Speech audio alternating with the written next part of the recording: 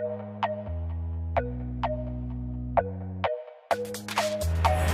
everyone, how's it going? Welcome back to another video. So, I mean, today, honestly, I didn't know what video to put up, but a lot of people have actually been requesting this more so than, you know, I could kind of ignore. So I thought, why not just do a little ramble commentary, put a bit of gameplay in the background, I'll have a bit of a discussion, and that's about DLC and possible expansions for Origins. And I haven't done one of these in a little while, you know, just sitting down, talking about a topic.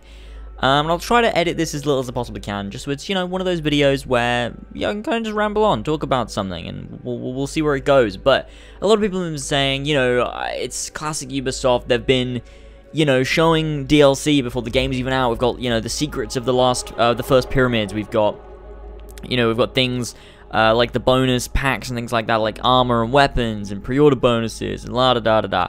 But see, I can definitely see where you're coming from.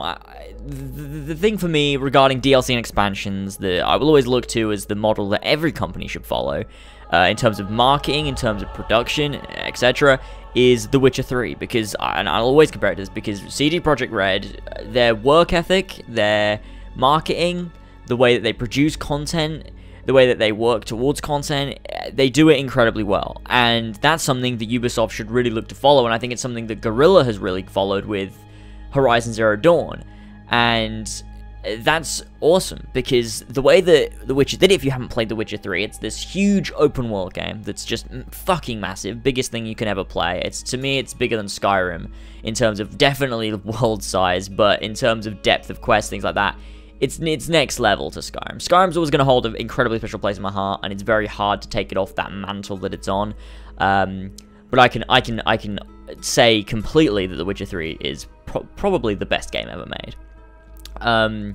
And the reason for that is simply because of the scale of what the game is. Not just in size, but in depth. Like, the world is, like, oceans wide, but it's also as deep as the ocean, too. It's not like Ubisoft games where it's super wide, but, like, got no depth. Like, it's just incredible what The Witcher 3 has done. But in terms of the DLC for The Witcher 3, now, what they did was they released the full game, which was a huge game, triple the size of anything Ubisoft's done in the past forever, because it's huge. And then what they also did was they released 2 expansion packs, one being Hearts of Stone, I think. I'm sorry if I forget the names of the DLC, because I haven't played it in so long.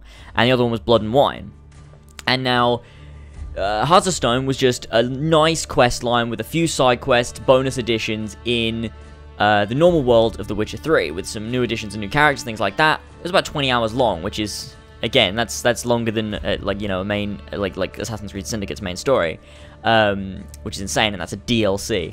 And then they released Blood and Wine, which was probably about 40 to 50 hours long. It added a whole new region to the game.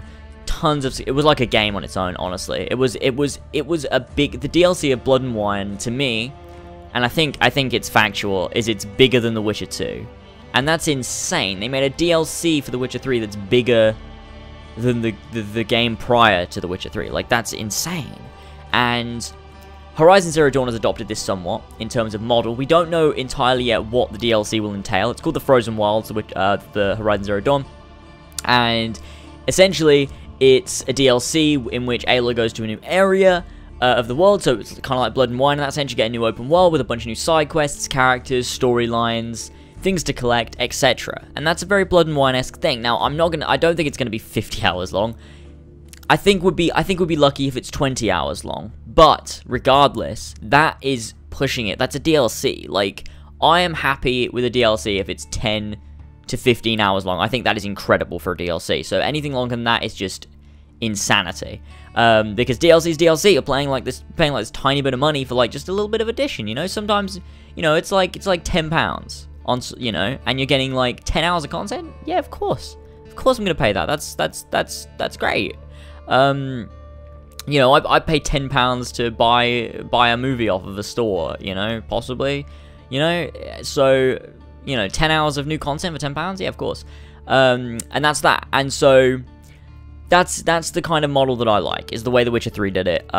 Just insane. Like, I don't really expect it from any other companies, because it is massive what they did. And I don't think that could even be the standard, because I don't even know how they fucking did it.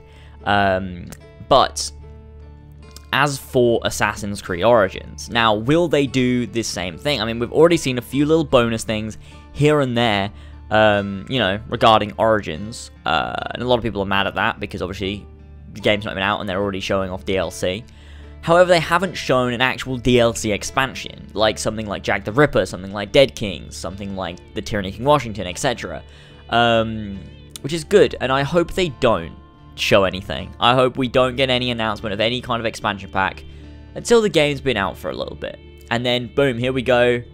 Assassin's Creed Origins expansion. Everyone loves the game, that'd be great. Everyone's loving the game, and boom, there's an expansion. Takes you to a whole new region, allows you to have all these new side activities and stuff to do for a really reasonable price, a new additional story, things like that. That would be absolutely fantastic. That would be wonderful, and that's the model that I'd love to see in Assassin's Creed Origins. Now, what kind of, you know, addition do I want? Things like The Witcher 3 and Horizon Zero Dawn did it in a sequel-esque way, where I think the Hearts of Stone and can really go anywhere in the main story of The Witcher, I think. But Blood and Wine, to me, is a direct sequel to The Witcher 3. It's somewhat of a extended epilogue, in a sense, and it allows, you know, Geralt to finish off his story, and then it really opens up the world again, though. That's the thing that I love about Blood and Wine, is because the original ending for The Witcher 3, not to spoil anything at all, essentially does the classic RPG thing, or open world game thing, where it finishes the story, and when you finish the story, you feel like this shouldn't be the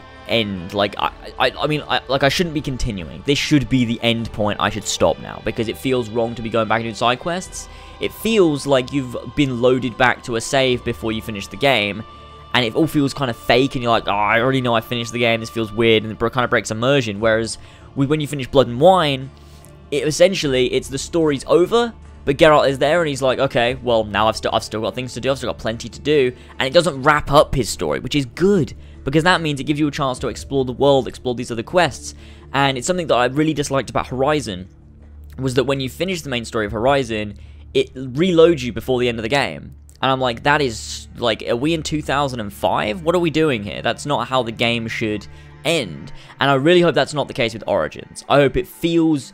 Assassin's Creed 2, in a sense, did it relatively well, where Desmond was essentially saying, well, I need to go back to my memory, see what else I can find, and that would make sense if that's the case. Gives you a reason to go back into the Animus in the modern day.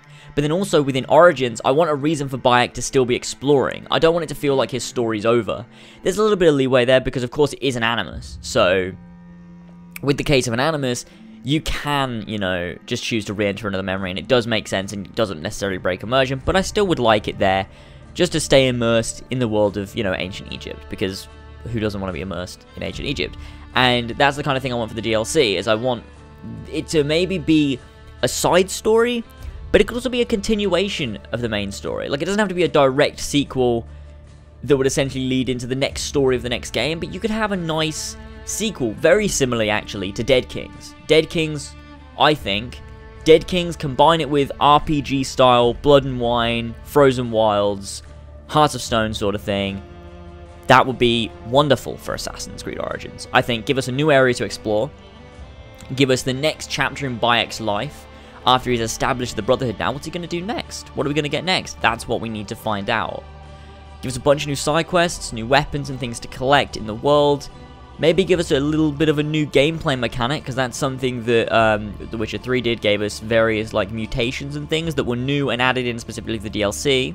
So you can give us some new gameplay features within Assassin's Creed Origins, within the DLC, because I think that'd be super interesting.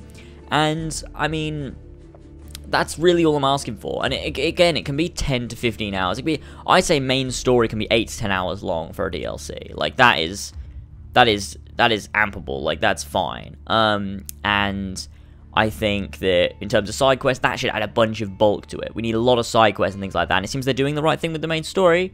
So who's to say they won't do that with an expansion? And, I mean, as of now, we don't know whether we're getting one, but I would assume we are. Every franchise out there does expansion packs.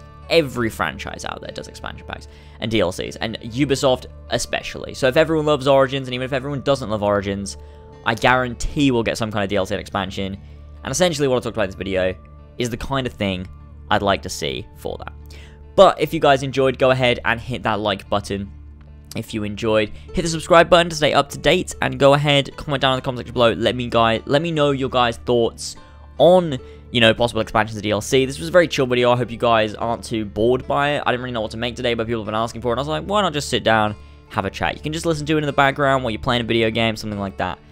So hopefully you had a good time. If there's any other topics you want me to ramble on about, whether it's Assassin's Creed or anything else, I'll go ahead and do it, because why not? Thanks for joining me, and I'll see you all next time.